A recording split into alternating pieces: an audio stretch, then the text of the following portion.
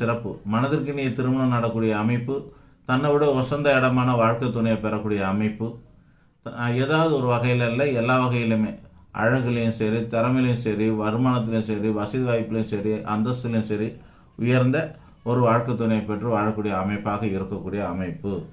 ஆக இது உச்சம் பெற்ற சுக்கிரன் அமோகமான பலனை கொடுப்பார்.